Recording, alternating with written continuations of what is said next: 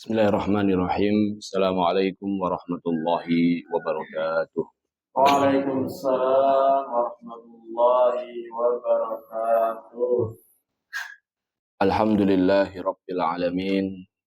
Wa usalli wa usallim ala nabiyyina Muhammadin wa ala alihi wa sahbihi ajma'in. Amma ba'du.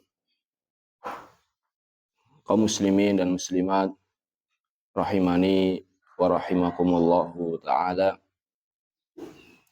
Pada kesempatan pagi yang berbahagia ini, marilah kita senantiasa bersyukur kepada Allah Azza wa Jalla atas limpahan nikmat yang Allah Ta'ala berikan kepada kita, sehingga pada kesempatan pagi hari ini dengan nikmat dan karunia dari Allah Ta'ala kita bisa kembali membaca hadis-hadis Nabi Sallallahu Alaihi Wasallam yang dikumpulkan oleh Al-Imam Abdul Ghani Al-Maqdisi rahimahullahu Ta'ala di dalam kitab beliau Umdatul Ahkam.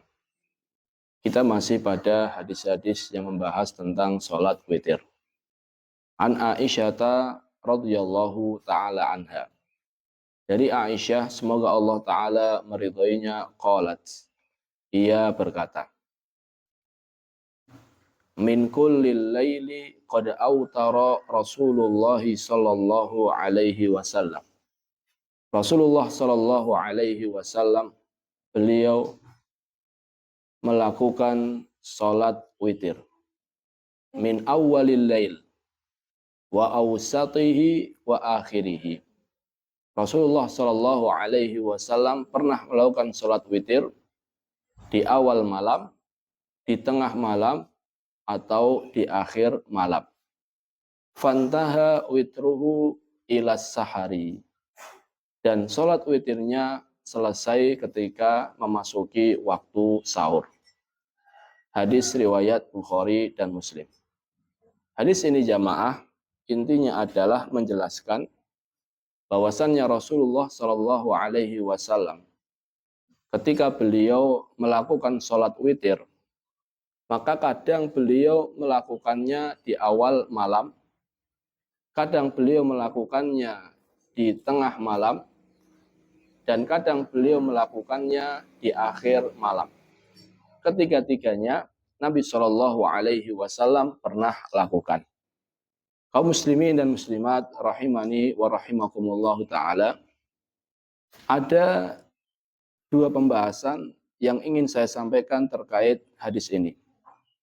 Yang pertama adalah hadis ini menunjukkan akan bahwasannya orang yang paling faham dengan ibadah-ibadah Nabi Shallallahu Alaihi Wasallam yang dilakukan di rumahnya adalah Aisyah. Hadis ini menunjukkan bahwasannya orang yang paling faham tentang ibadah-ibadah Nabi Shallallahu Alaihi Wasallam, sunnah-sunnah Nabi Shallallahu Alaihi Wasallam yang Nabi lakukan di dalam rumah adalah istri beliau Aisyah radhiyallahu taala anha. Maka tidak heran jamaah, para sahabat Nabi Shallallahu Alaihi Wasallam ketika mereka mendapati sebuah permasalahan yang belum terpecahkan dari permasalahan-permasalahan agama, maka mereka akan segera bertanya kepada Aisyah radhiyallahu taala anha. Kenapa? Karena mereka tahu bahwasannya di antara sahabat Nabi yang paling faham akan hadis-hadis Nabi Shallallahu Alaihi Wasallam adalah Aisyah radhiyallahu taala anha. Salah seorang sahabat Nabi yang bernama Abu Musa al-Ash'ari, beliau pernah mengatakan, ma ashkala alaina ashabu Rasulillah sallallahu alaihi wasallam hadithun qad fasa'alna Aisyata illa wajadna indaha minhu ilma. Kata sahabat Nabi Abu Musa al-Ash'ari, tidaklah kami, yaitu para sahabat Nabi sallallahu alaihi wasallam, mendapati sebuah permasalahan terkait hadis Nabi. Mungkin belum paham hadis Nabi atau belum dengar hadis Nabi sallallahu alaihi wasallam. Fasa'alna Aisyah, kemudian kita bertanya kepada Aisyah, illa wajadna indaha minhu ilma, kecuali kita akan dapati jawabannya. Jadi para sahabat Nabi SAW ketika ada permasalahan agama jamaah, mereka mendatangi Aisyah radhiyallahu taala anha. Karena mereka tahu yang paling faham tentang hadis-hadis Nabi SAW di antaranya adalah siapa? Aisyah radhiyallahu taala anha.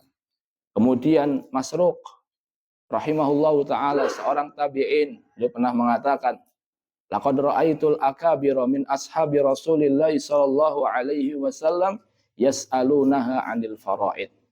Saya mendapati pembesar-pembesar para sahabat Nabi sallallahu alaihi wasallam bertanya kepada Aisyah radhiyallahu taala anha tentang ilmu faraid, ilmu waris. Dan ilmu waris ini tergolong ilmu yang lumayan susah. Dan para pembesar sahabat Nabi sallallahu alaihi wasallam ketika mereka mendapati masalah, mereka menanyakannya kepada Aisyah radhiyallahu taala anha. Maka ini menunjukkan jamaah akan luasnya ilmu Aisyah radhiyallahu taala anha, akan dalamnya ilmu Aisyah radhiyallahu taala anha.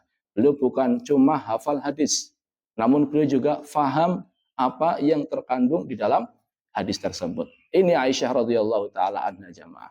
Bahkan beberapa kali Aisyah radhiyallahu taala anha membenarkan pemahaman yang keliru yang terjadi yang terjadi pada sebagian para sahabat Nabi Shallallahu Alaihi Wasallam.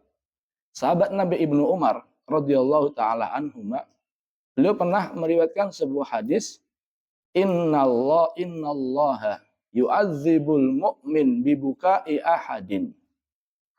Meriwayatkan sebuah hadis, innal mayyit la yu'adzabu bibukai ahlihi alaihi.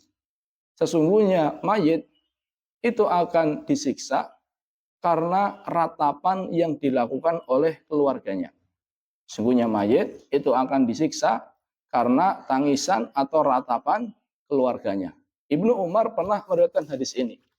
Sampailah ini kepada telinga atau sampailah kepada Aisyah radhiyallahu taala anha. Maka Aisyah radhiyallahu taala anha meluruskan apa yang diriwayatkan oleh Ibnu Umar. Nabi Shallallahu Alaihi Wasallam tidak bermaksud demikian. Kata Aisyah radhiyallahu taala rahimallahu Umar atau Ibnu Umar, la wallahi ma haddatsa Rasulullah sallallahu alaihi wasallam. Demi Allah Rasulullah SAW tidak menyampaikan hal itu. Jadi enggak tepat apa yang dikatakan oleh Umar atau Ibnu Umar ini. Rasulullah sallallahu alaihi wasallam tidak menyampaikan hal itu. Yang benar adalah innallaha yazidul kafir azaban bibukai ahlihi. Yang benar adalah Allah Ta'ala akan menambah azab kepada orang kafir karena tangisan keluarganya. Jadi di sini Aisyah radhiyallahu taala anha jamaah meluruskan apa yang diucapkan oleh siapa? Umar, bahwasannya Nabi bersabda, mayit seorang mukmin akan disiksa karena tangisan keluarganya. Kata Aisyah, yang benar bukan seperti itu. Yang benar adalah mayit kafir kalau ditangisi keluarganya akan ditambah siksaannya. Jadi di sini Aisyah radhiyallahu taala anha meluruskan apa yang diriwayatkan oleh Umar bin Khattab radhiyallahu taala anha. Kemudian Aisyah berdalil dengan firman Allah taala, wala taziru waziratun wizra ukhra. Seseorang tidak menanggung kesalahan yang dilakukan oleh orang lain. Kan mayat sudah meninggal dunia. Siapa yang meratapi? Yang meratapi keluarganya. Maka mayat tidak menanggung apa yang dilakukan oleh keluarganya. Ini menunjukkan jamaah bahwasannya Aisyah itu di samping hafal hadis dan hadisnya yang dihafal banyak sekali, beliau juga faham maksud dari hadis tersebut. Sebagai contoh yang lain, hadis dari Abu Hurairah. Abu Hurairah pernah meriwayatkan sebuah hadis, man adrakahul fajru junuban fala yasum. Siapa yang ketika masuk ke waktu sholat subuh dia dalam kondisi junub maka enggak boleh puasa. Ini hadis diriwayatkan oleh oleh Abu Hurairah. Ditegur sama Aisyah radhiyallahu taala anha. Kata Aisyah radhiyallahu taala anha, kana Nabiyyu sallallahu alaihi wasallam yusbihu junuban min ghairi tuhrin tsumma yasum.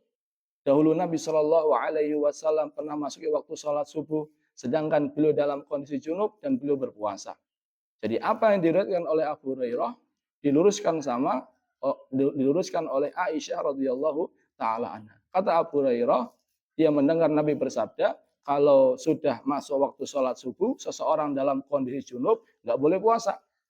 Namun Aisyah radhiyallahu taala anha meriwayatkan bahwasannya Nabi SAW pernah dalam kondisi junub, masuk waktu sholat subuh dan beliau mandi kemudian berpuasa. Disampaikan hal ini kepada Abu Hurairah radhiyallahu taala anha kata Abu Hurairah radhiyallahu taala anha, huma a'lam. Mereka berdua, yaitu Aisyah radhiyallahu taala dan Hafsah, mereka lebih tahu akan apa yang dilakukan oleh Nabi Shallallahu alaihi wasallam.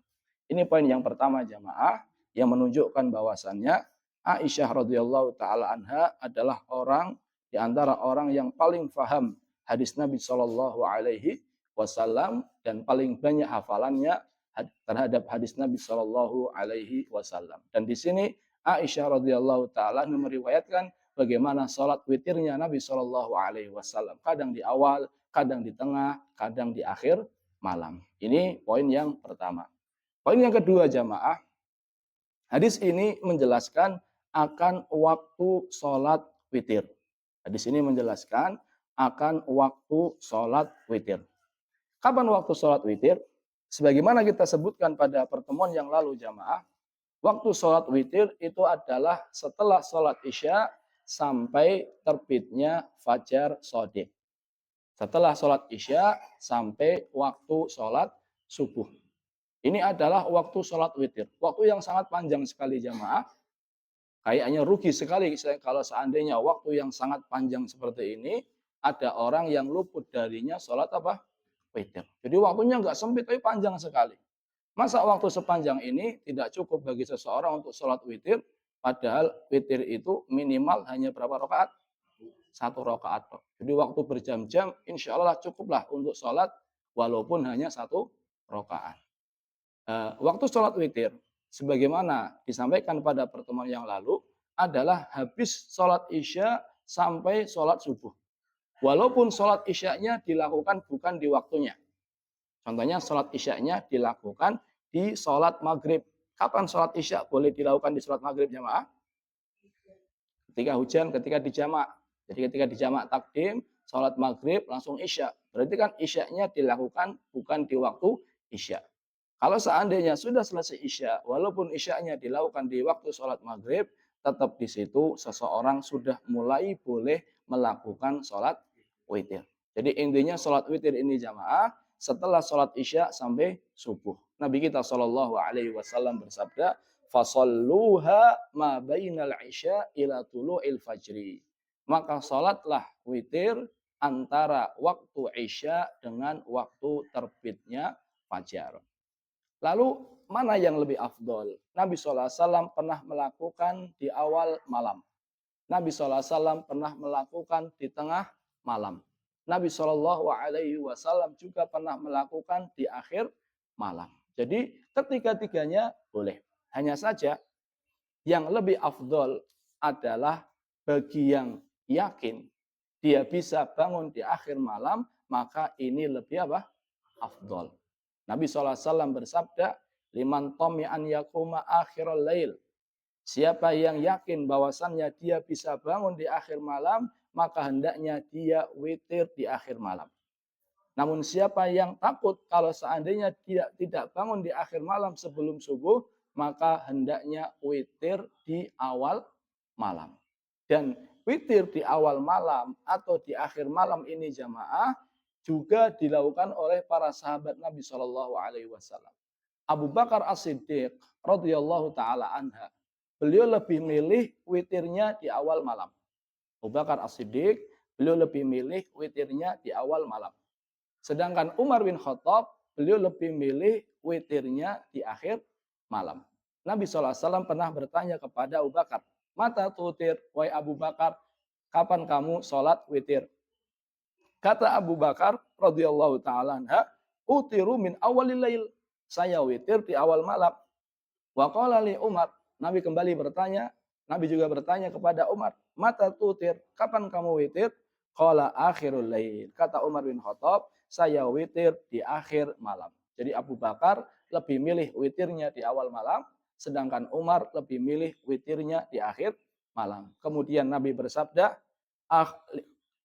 akhadha hadza bil hazmi. Nabi bersabda kepada Abu Bakar, adapun orang ini yaitu Abu Bakar As-Siddiq radhiyallahu taala anhu, beliau telah berpegang dengan sesuatu yang pasti. Artinya kalau dia sholat di awal malam, maka ini sebagai bentuk jaga-jaga. Pasti dia sholat witir. Karena kalaupun dia tertidur, nggak sempat sholat witir, dia di awalnya sudah apa? Sholat witir. Amma hadza faqad akhadha bil hazmi. Abu Bakar telah mengambil sesuatu yang pasti. Wa qala li Umar akhadha hadza bil quwwah. Adapun ini yaitu Umar bin Khattab radhiyallahu taala anhu, beliau mengambil dengan kekuatan. Artinya beliau kuat, beliau yakin bahwasannya beliau bisa bangun sebelum sholat subuh. Jadi para sahabat Nabi ada yang witirnya di awal malam, ada pula yang witirnya di akhir malam. Walaupun sebagaimana disebutkan tadi jamaah, yang lebih afdol adalah dilakukan di akhir malam. Mungkin ada yang bertanya, Ustadz, kalau seandainya kita sudah witir di awal malam, apakah boleh kita menambah sholat malam? Jadi contohnya seseorang dia habis sholat witir, habis isya 3 rakaat contohnya. Kemudian dia bangun sebelum subuh. Boleh nggak dia sholat malam? Maka jawabannya apa? Boleh. Hanya saja tidak ada dua witir dalam satu malam. Tidak ada 2 witir dalam satu malam. Atau contoh lain, ketika di bulan Ramadan kita sudah sholat tarawih 11 rakaat, kita sudah witir. Kemudian kita bangun lagi untuk melaksanakan sahur. Ternyata waktunya masih lama, maka masih boleh menambah sholat malam, tapi witirnya hanya sekali saja, yaitu yang dia lakukan di awal malam. Tidak perlu menambah witir lagi, karena witir dalam semalam itu hanya berapa? 1. Mana dalilnya yang menunjukkan akan hal ini boleh? Dalilnya adalah hadis Aisyah radhiyallahu taala anha. Anna Rasulullah sallallahu alaihi wasallam kana yusalli 11 rakaat. Nabi sallallahu alaihi wasallam salat malamnya 11 rakaat. Kana tilka salatahu ta'ni bil laili fayasjudu sajdah min dzalika qadra ma yaqra ahadukum 50 ayat.